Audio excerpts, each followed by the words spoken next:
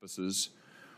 The president has issued an executive order on January the 29th on measures to combat anti-Semitism, and he directed the Department of Education's Office of Civil Rights to open Title VI investigations into a number of universities, including Columbia, Berkeley, Northwestern. Will you enforce the law, Title VI, to the hilt, and will you make sure that Jewish Americans are safe on our campuses, for heaven's sake, and these crazy students who are committing crimes, breaking windows, smashing into buildings, trapping Jewish students in libraries? Will you make sure that this stops on our college campuses that are getting all of this federal tax money? Absolutely, or face defunding of their monies. Very. And Neil, that was Linda McMahon being questioned by Senator Josh Hawley of Missouri. And there were many other instances in this testimony where McMahon said, well, of course I would defund universities for that. And I just want to say, vis-a-vis today's focus, all the writing was on the wall that this was going to happen, right? Absolutely, yeah. I think that's the right way to see this and to brace for further impact. But yeah, this has been teed up perfectly, and not surprising at all that McMahon, who also in another moment this week continually referred to AI as A1, would say this. So I kept thinking of to be in charge. Right. I kept thinking of students having large stakes in front of them. And yeah. All right. So we're going to get to our high focus on the Trump administration's attack on colleges and universities in a few minutes. But as usual, we're going to start with the news of the week. And what is bigger news than the stock market sell-off that lasted about 4 business days?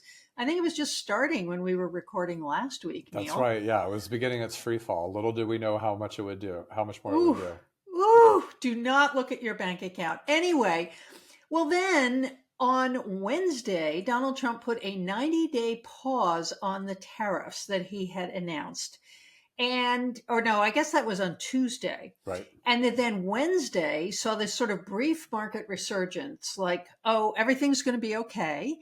They regained like 2,000 points. Everything went over 40,000, only to have that rally fade and retreat in the face of this stubborn fight that Trump has picked with China and the uncertainty that his actions have unleashed. And of course, part of that uncertainty, Neil, is that he just does whatever he wants when he wants to do it, right? Absolutely. And there's no consistency here, and the irrationality of this person has translated to the markets in terms of investors' responses to it. The tariff is still in place with China, and that's really important here. Right. But the unpredictability of him as an actor, and the way that's undermining lots of different sectors of the economy and Right. the bonds market, trade, and all the rest.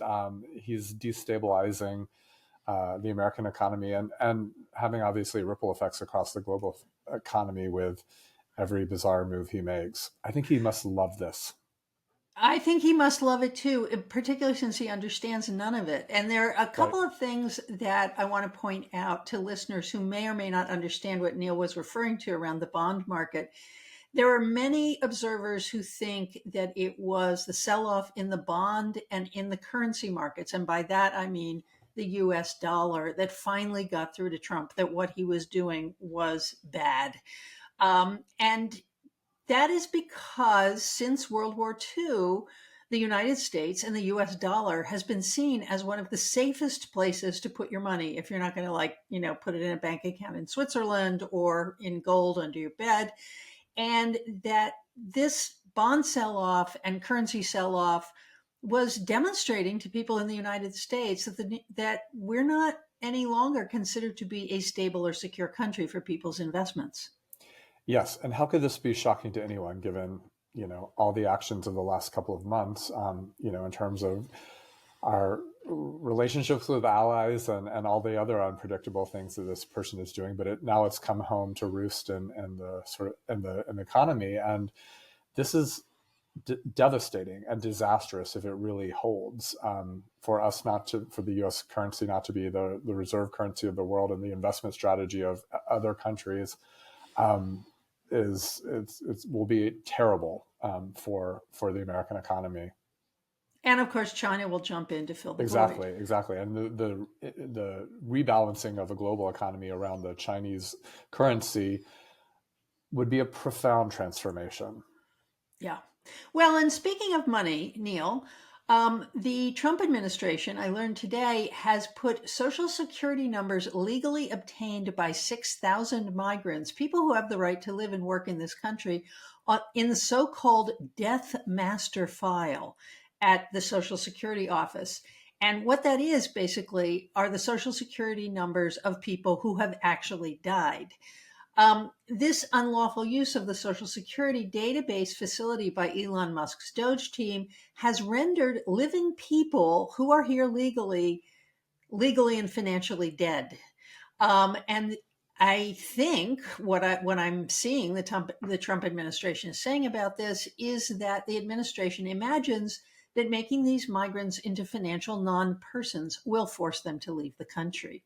Yeah, it's another way of disappearing folks, right? I mean, you can Yeah. do it with ICE agents, or you can do it with by like making them no longer recognizable to the databases that structure society. Right. But Right. I thought Musk was about to go away. Also, he seems to have some life left in him. He does indeed. And I think what he's been told is no more appearances, no more getting out Mm. there and dancing on the stage with cheese hats, blah, blah, blah, that he just has to chill and stay out of the news because he was so unpopular. I do want to sort of toss in, I mean, I found this business of people being put in the Social Security death master file so disturbing for any number of reasons. One being that these people are so incompetent that they could easily put a range of people into that master file unintentionally, like me. But the other thing I was thinking about is that in an early season of The Handmaid's Tale, the dystopian Margaret Atwood story that has been made into a multi season television series, one of the ways women learn that they are no longer full citizens of the country, which is used to be the United States and became Gilead, is they go to the bank and they can't get any money out of their accounts Wow. because they've been made financial non-persons. Right? I mean, that feels like it's just. I mean, there's also the Yeah. Save Act that's happening in Congress right now. So, like, this is happening on multiple fronts. Yeah. Yeah.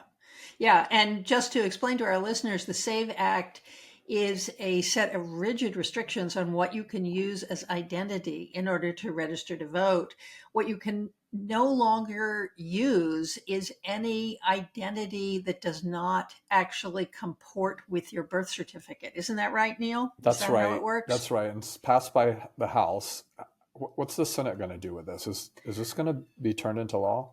Well, I've heard that the Senate's going to kill it. I heard that Um, too. Yeah, but one of the things that's very significant about this and sort of counterintuitive is the big group of people that this would disenfranchise unintentionally is married women. Right.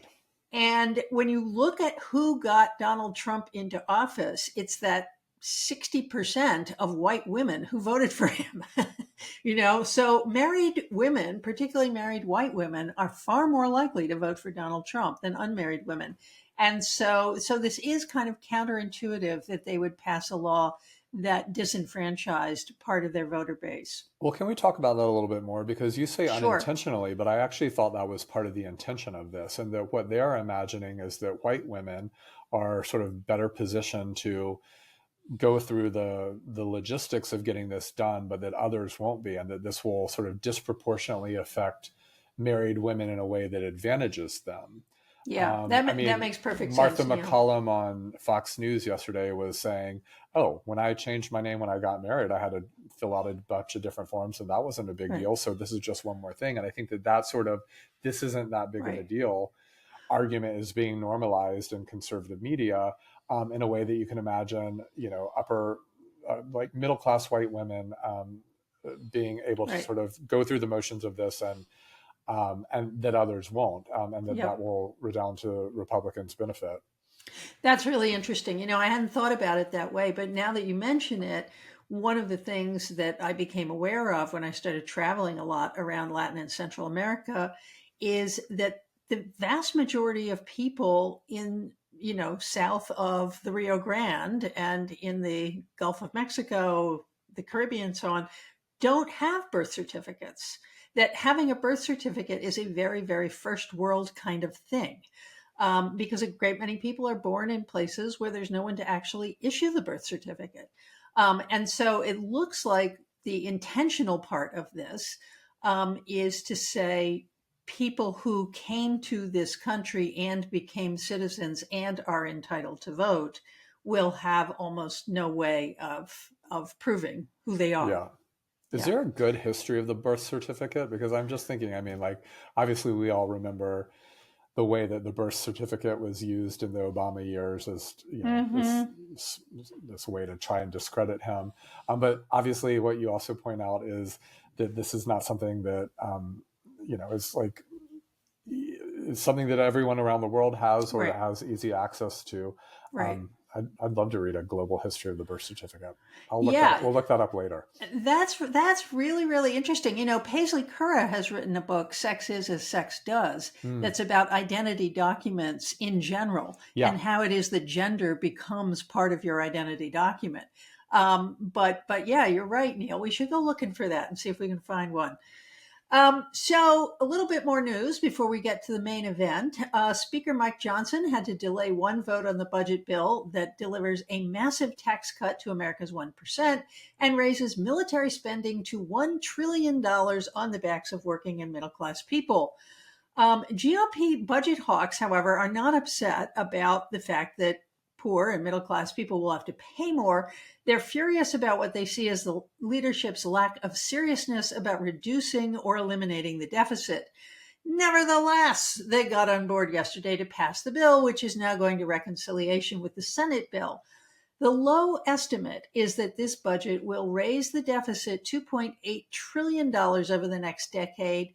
The high number is $4.9 trillion. Neil, are these serious people? No, not at all. And I think this fits within a larger pattern of sort of protesting at first and sort of bringing that into the conversation, but then falling into line with pushing this forward. And I think it allows Republicans to sort of convince themselves and also to convince the media that they care about things like deficits and budgets, and to then just run up all those things as they want. But we've really reached unserious territory these days when the resistance here was like so mild.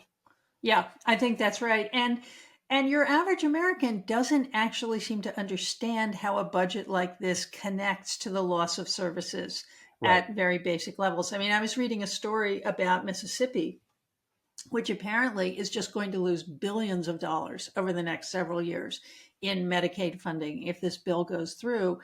And they're saying it's not just the people who won't be served, which they won't, but that all of those sick people go into emergency rooms and hospitals have to treat them. And so the hospitals start going bankrupt. So this seems like a very big effort to shift medical care to the states. And then the states will figure out whether they're going to pay for the poor to see a doctor or not. Right, exactly. I was reading a different article from Mississippi about education leaders there freaking out about all the money drying up and what that meant for, you know, their ability to run schools. And I think a lot of people are going to find out a lot of things in the coming weeks and months, and how that translates into political action, we'll see. But some of the reddest states and the most Trump supporting states, I think, stand to suffer the worst, or at least to bear the biggest cost of these decisions. Yeah, and since everybody has sort of forgot about Dobbs and that the vast majority of people in places like Mississippi have very little access to reproductive control or reproductive health care, one of the things we're really going to want to keep an eye on is maternal mortality. Mississippi already has the highest maternal mortality in the United States, and that's consistently true. But it can go up, and it will go up. And I think women and children are a place that we're going to see this hitting the hardest. So that's something to keep an eye on over the next couple of years if this budget passes. So one more piece of news, which is that we have some Republican challenges to Trump's tariff behavior that are coming out of the House, spearheaded by Representative Don Bacon of Nebraska. He's a moderate Republican in Nebraska 02. And a similar bill is being co-sponsored in the Senate by a number of Democrats, but also some Republicans. Lisa Murkowski of Alaska, Susan Collins of Maine, Rand Paul of Kentucky, Chuck Grassley of Iowa. The list goes on and on. There's 7 of them. And this bill has gone to committee in the Senate. Do we think that this kind of bubbling up of discontent, both from moderate Republicans and from very right-wing Republicans, is a tension that is going to really sort of blow up in the next few months? I hope so, because it seems like that's the only way that any of this gets changed. Yeah. I'm surprised that donors aren't part of this mix too. I mean, imagine that big Wall Street donors were lighting up the White House this past week with their complaints as well. Right. Right. And, maybe they have a much better audience with Republican senators, and using them as a way to mobilize some sort of different action against Trump. But I'm just sort of surprised that this coalition has held together as long as it has, given everything that's happening. But I don't know. What do you think? I mean, do you think this is where things fall apart, or does it just sort of recoalesce and sort of and convince itself that Trump knows what he's doing, and just we move ahead? Well, I'd love to see some leakers tell us something about why the right-wing budget hawks finally came to heel in the House. That is very interesting to me, because there were a lot of them. There were enough of them to defeat the bill, with Democrats voting with them as well. I mean, there's some really peculiar alliances here. Yeah. I think it's going to be harder and harder for Republicans to hold the threat of primarying people over them, in part because it is beginning to look like there are 19 seats in play in the House of Representatives now for 2026. That's a lot of seats. And that Democrats have a firmer hold on their seats than Republicans have on their seats. I was just sort of going through a bunch of political junk mail yesterday. And so I think the question of how you hold people in the coalition is very, very important. If you look back to someone like LBJ, for example, when he was in the Senate, he was constantly handing out things. There were constant quid pro quos, but then he also threatened people with losing their seats, threatened people with IRS investigations, and so on and so forth. The only thing that the MAGA Republicans have to threaten people with is being primaried, since, in fact, we no longer have earmarks on these bills. So you can't give people things directly. If those primaries are coming from another direction entirely, I don't know. How long will it be where people will say, either I've got to go or I've got to fight for my seat by bucking the Trump people? Yeah, I think that's a great point. Yeah. So let's pivot to higher education, which is also all about money this week, and the billions of dollars that the Trump administration is trying to withhold and use as leverage over colleges and universities. To give our listeners a summary of what's happened so far, Trump has ordered investigations of 60 colleges and universities on the assertion that these schools have done too little to rein in campus anti-Semitism. Now, if this were true, that they have, it would put them in violation of federal anti-discrimination laws. I believe that's Title VI, which then offers a legal excuse to cancel federal funding designated for those institutions. So currently, as I said, the government has frozen billions of dollars of research funding, but seems to be targeting prestige private universities most directly. We're not seeing that much action on the campuses of public universities. Neil, why do you think that is? Well, I think there's like a long history that this taps into of conservative resentment against elites and elite institutions, going back to, William F. Buckley's God and Man at Yale, and the way in which I think that set in motion conservative politics around, the university campus, or at least the elite university campus that's several decades old now. So it's drawing on and tapping into that long history. And I think that that's the sort of the biggest part of this story. And I think, most Americans don't have a connection to these places. So I think it also plays well politically, but you're not going to go after the University of Alabama, are you? Right. Or even, maybe the University of Michigan is a little bit more on, and is any major public institution on this list of 60? I can't remember now. I think Berkeley is. Berkeley, well, okay. Of course. The exception that proves the rule. Right. I think UT Austin might be as well. Yeah. So I think there are some prestige public universities around. Michigan is on it. These make sense because Berkeley, Michigan, even UT Austin. UT Austin has been a hot spot for a lot of conservative battles over, college admissions and other things like that. So I think these are names that sort of resonate in the conservative imagination in a particular way. But again, billions of dollars in STEM funding is being cut over allegations of anti-Semitism on college campuses. This is just an incredible connection that's being made. And I think what's shocking here is, which I think we'll get into, is the capitulation of universities, or the sort of the negotiations they're making, and how that's not serving them well at all, and only, I think, facilitating a further attack on other universities. Right. No, it's a very cautious response that we're seeing, and yes, we should talk about it. I would also say that one of the things that was striking me as I was going over my notes for our session today is that this whole question of destroying various entities by simply taking away their budgets.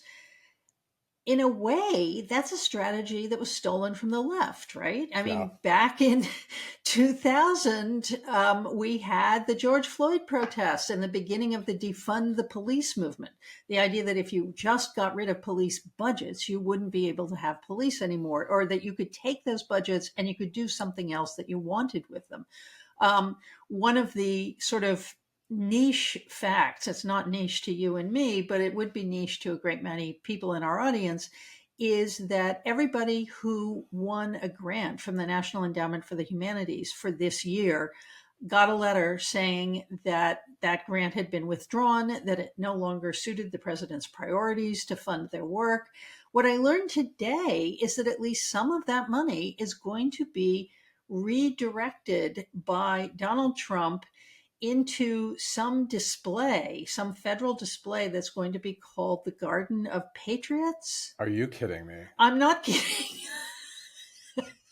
I'm not kidding. That millions of dollars that was supposed to go to scholarship is now supposed to go to a park where a great many of the statues, I think some of which were taken down from public areas, Confederates and so on and so forth, will be rehomed. And then I imagine they'll commission a great many new statues of patriots, one of which I'm sure will be Trump. At least one. And that this money is supposed to be redirected to this project. It's just a perfect example of what it would mean to gut the humanities, right? Completely. You stop teaching history, you stop researching history, you stop writing history, and you put up a statue.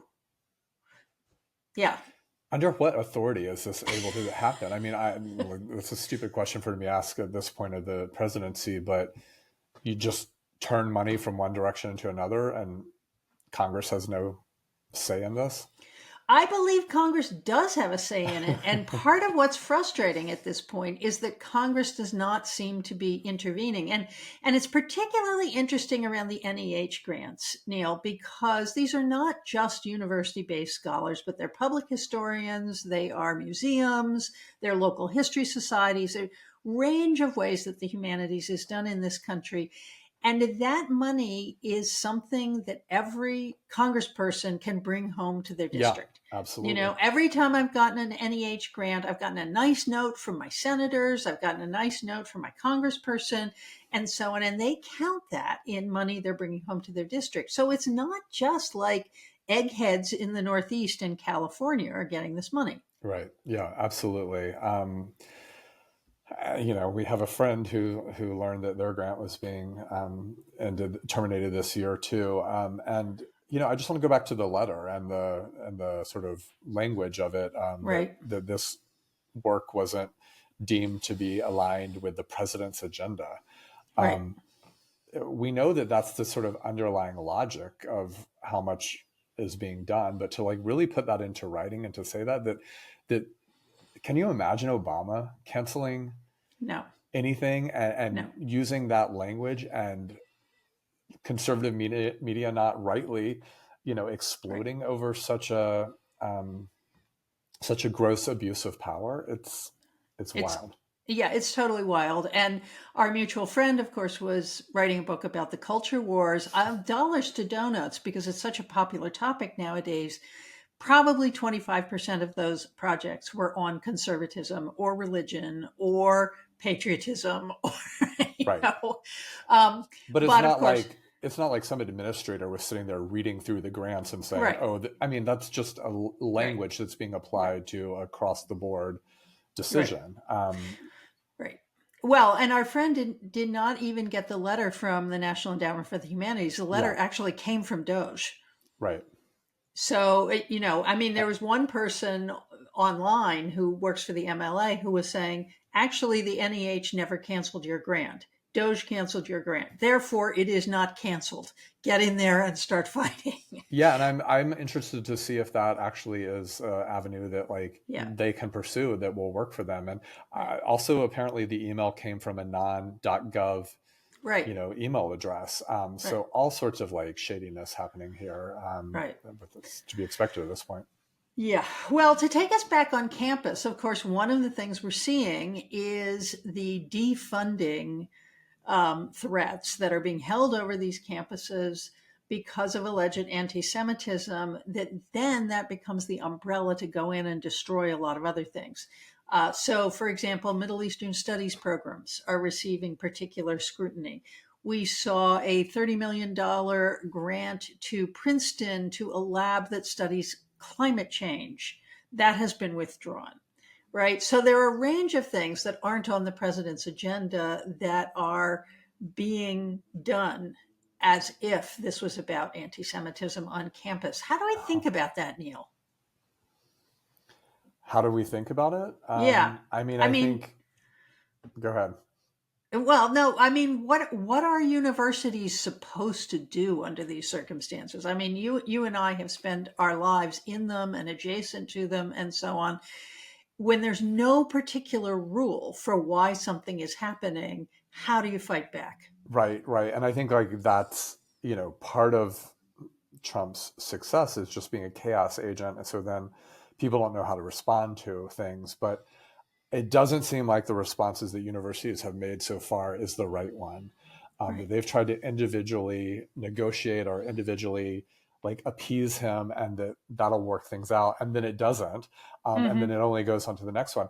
I don't know what the strategy is here, but I don't think universities working in isolation is a good one. I do not understand why there has not been a broad coalition that has been formed. Why is not the Ivy League banded together with every other major university in sort of some, union to push back against what is happening here and to say this has to stop? Because there's going to be no sort of kissing the ring and making this go away. I don't know. Do you think some sort of broad organization that fights back against this is the American universities, united for preserving higher education? Right. Well, in fact, we do have some organizations that are fighting back. The AAUP has filed several lawsuits against the Trump administration. I think they've got 3 ongoing. On March 25th, they joined with the Middle Eastern Studies Association and filed a First Amendment lawsuit against the Trump administration in U.S. District Court in Massachusetts, yay, Massachusetts, charging that not just these attacks, but the detentions of faculty and students, which we should be talking about as well, have created a chilling effect on campus, which is, of course, that does fall under the First Amendment. And we're also seeing lawsuits from unions, from staff unions and faculty unions as well. But let's weave this question of faculty and postdocs and students being detained into the story, because it's not separate from the defunding question, right, Neil? No, not at all. And, this is only ramping up. There's more and more stories every day. And there's like further threats of, all Chinese students' visas being revoked. It's just come out in the last day or so. And I mean, it's a sort of a broad attack on the American university system on multiple fronts. Right. At the funding level, at the research level, at the student level, and I cannot believe that universities are sitting here and not fighting back in a way that's, I mean, yes, like you said, there's lawsuits happening, but it just seems like they have been caught so off guard by this and have no response. And even some of the messaging they're giving, I mean, some of these universities, you've probably read these statements that different universities are sending out to their students about, don't resist an ICE officer, or don't, do these things, like all these Right. messages of appeasement. Mm-hmm. And I just think that that's not going to help here either as well. They seem so feckless in this moment. And I think it's going to get worse. Well, they're still playing by the rules. And I think Right. this is the great inequity here, is universities, for better or for worse, believe in the rules and they believe in the law. And so, when we get instructions about what to do in relation to an ICE raid or something like that, it's all about what's illegal and what's not legal. Completely. What they're not saying is like, jump out the window, run down the fire escape and get the hell out of there. I mean, I was having this conversation with some friends at UMass a couple of weeks ago, and, they were talking about all the instructions that they'd gotten. And I said, well, maybe one of the things we should be talking about is how to get people out when we know they're targeted. Like, what kind of a system do we need to hand people off serially on the way to the Canadian border and just like get them out of here? Mm-hmm. Because, I think the part where the Trump administration's performativity has been so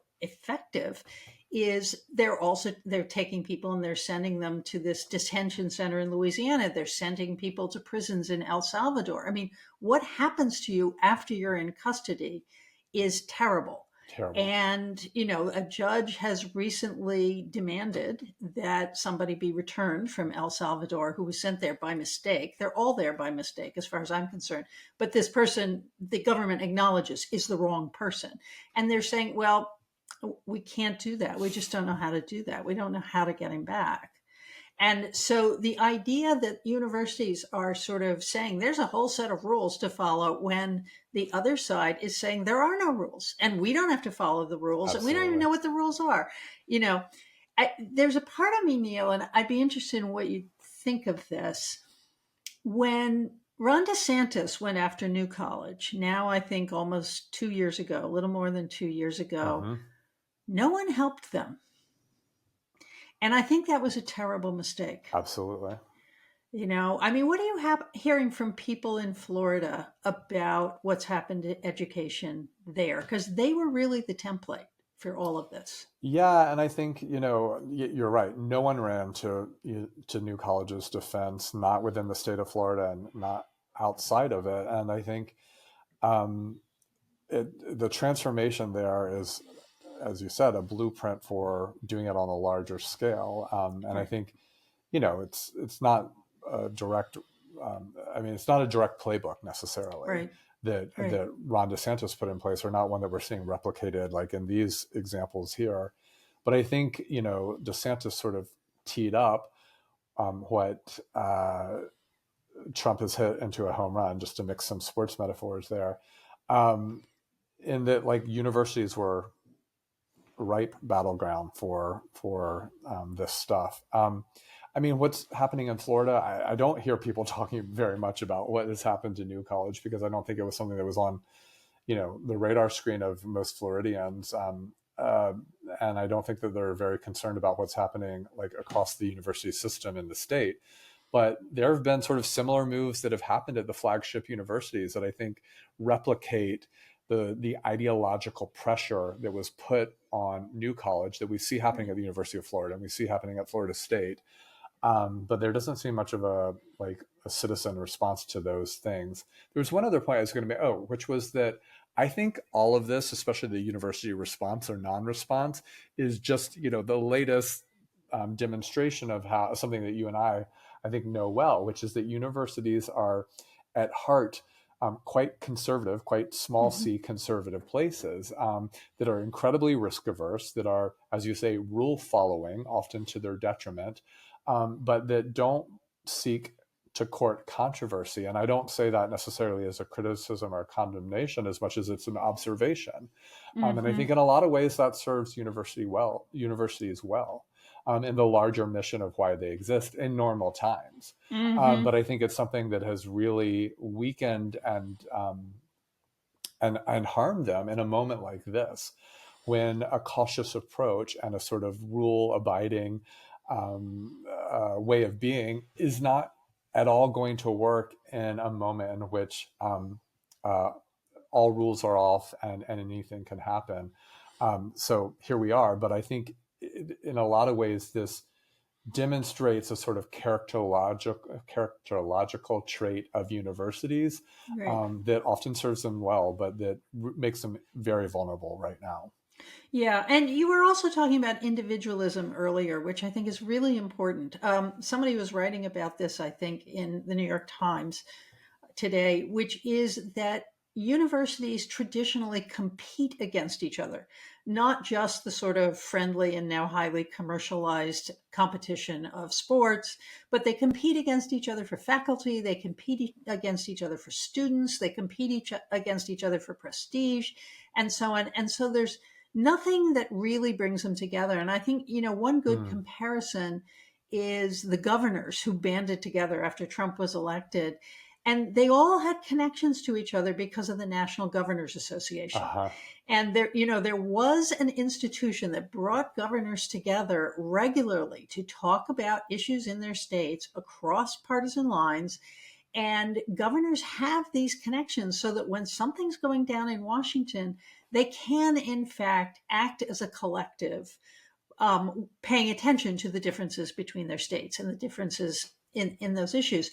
University presidents don't do that. And, we've also gotten into this period where I think universities have weakened themselves by becoming so driven by money and so driven by endowment that a threat like this really has the potential of pulling the plug on the whole enterprise.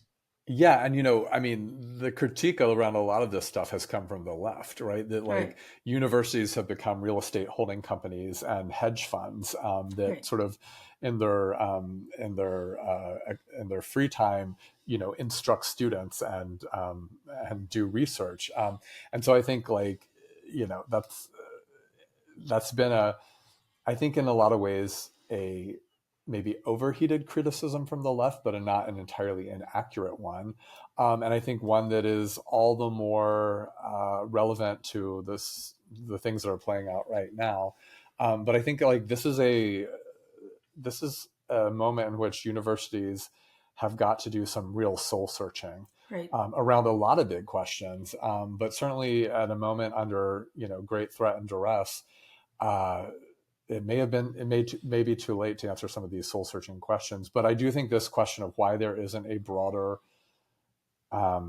coalition that is more unified and united and to respond to this is a huge one. And maybe that's something that will come out of this, but certainly it's not in place right now to handle what all is going on. Yeah. And, before we leave this topic, I would also just like to say to listeners, the increased dependence on international students to cover Yeah, operating costs in universities, these proliferation of master's degree programs of various kinds, many of which absolutely rely on international students who come bearing bags of money. International students are basically not eligible for most financial aid. They can be eligible for some kind of tuition discount, but elites around the world, and in Asia prominently, send their children to the United States to be schooled. The destabilization of the regime of getting people back and forth across borders safely will interrupt that horribly. So, in a sense, immigration stands alone as an issue. In another sense, it is completely overlapping with the health of universities, and an attack on international students does, in fact, cut one financial leg off of higher education. absolutely a devastating cut. Yeah, And, whether or not all of these things go through at the visa level, I mean, like if they do revoke student visas, just the threat of it. If right. you're a college student right now, or excuse me, a high school student right now, anticipating your college future from China or Singapore or Hong Kong or England or Germany, are you imagining putting U.S. universities at the top of your list anymore? Right. That would be an irrational act. And I think we're seeing that play out also in the travel sector, right? Like Right. people are not coming to this country anymore. And that is a devastating effect for all of Right. us. And so, I think they probably are going to proceed with some real extreme visa revocation orders, but like Right. again, whether or not those actually happen or what the scale of them is only a portion of the larger threat that has been made, that will have profound consequences on the decisions that people around the world make about whether or not they come into this country in whatever form it was they were planning to do so. Yeah, I think that's absolutely right. And, let me just say on X, if there is a kind of primal hatred toward working class migrants on the right, there is an equal, if not greater, hatred for international students. And, Yeah. the way MAGA thinks, the way a certain right wing way of thinking has always put it, is that there are limited resources and you can't let people who aren't American take those resources. So, what I'm seeing on X is people saying, good, all those international students should go home and we don't want them here and they'll just stay here and then take the jobs and so on. And what they don't understand is those places in universities were never for Americans in the first place. That universities expanded to include international students. And some of that was philosophical. I mean, that was a Cold War project. But a lot of that in recent decades has been financial. And that there aren't Americans who can afford to fill those seats at universities unless something very, very different happens in education. And that's not going to happen under the Trump presidency. Mm-hmm. Yeah. So, Neil, let's get to what we want to go viral this week. What do you want to go viral this week? What I want to go viral this week is a book that I'm reading that I cannot put down. I cannot stop talking about. I'm, not Love that it. deep into it, but it is the classic book by Mike Davis, Ecology of Fear. Let me get the whole Ooh. title. Ecology of Fear, Los Angeles and the Imagination of Disaster. Have you ever read this book, Claire? No, I have not. I read City of Quartz, which I Yes, so loved. City of Quartz is maybe So, his most famous book. yeah. Ecology of Fear came out in 1998. I wanted to read it now for many years because it gets sort of mentioned all the time, especially when you live in Los Angeles. And I think it got a renewed attention when he died just a couple of years ago. I believe Mike Davis died in 2022. And this was certainly a title that, along with City of Quartz, was being, mentioned a lot as sort of, his best work. Ecology of Fear, Los Angeles and the Imagination of Disaster. I mean, it is this brilliant exploration of the way that LA has this sort of central role in America's fantasy life. Like one of the points it makes is that the city has been destroyed at least 138 times in novels and films since 1909. Like it's this just Mm-hmm. this site of destruction that has been rendered, that has been imaginatively rendered in our film and our films and our novels. And also it is this site of real ongoing natural destruction across the millennia. And it is an incredible history of Los Angeles. But one of the things that I love about this book, and I just really stand in awe of, is his way of sort of moving back and forth from sort of geological time to, 20th century history, and connecting those two together and keeping them in play as like histories that are sort of unfolding for the argument that he's building. I mean, as someone who does history over just a handful of decades, I just really stand in admiration of what he's pulling off as a writer and a thinker in this. But it's just an incredible way of sort of looking at that geological, like those eons of history, the topographical development of this region, and then also the history of the built environment that is, he's looking at a sort of over 150 year period, and how those connect in present day natural disasters, particularly fire. So cannot recommend this book enough. Like I said, I'd wanted to read it for a long time. As soon as the fires happened this January, I ordered it on Amazon, and I'm reading it with awe and terror, but also with gratitude for just an incredible work of writing. Yeah. Oh, that's wonderful, Neil. I'll put it on my wish list too. So what I would like to go viral this week is a recent column this week by David French, which I'll link to in the program notes, that argues that the American right has kind of borrowed what it wants from the counterculture to create an aura of romance around the idea of living off the grid. And it's this sort of libertarian idea that each of us can be independent and self-sufficient, that links to a range of experiments with communal living and going back to the land and so on in the 1960s and 70s.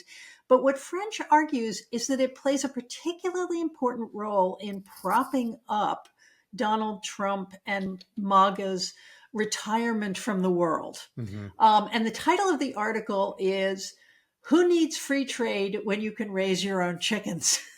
Great title. And isn't it?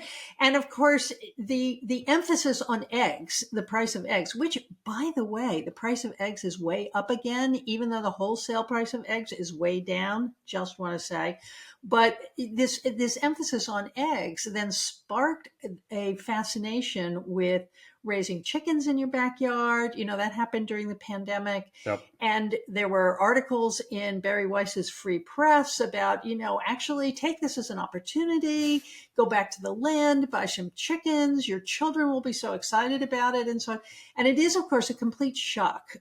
Buying and raising and caring for chickens, in addition to being a rather bloody and unpleasant task, because, of course, predators try to kill them all the time, is really expensive. So like each egg you get from your darling chickens is actually going to be worth like $6 or $7 of what you have put into it to get that egg.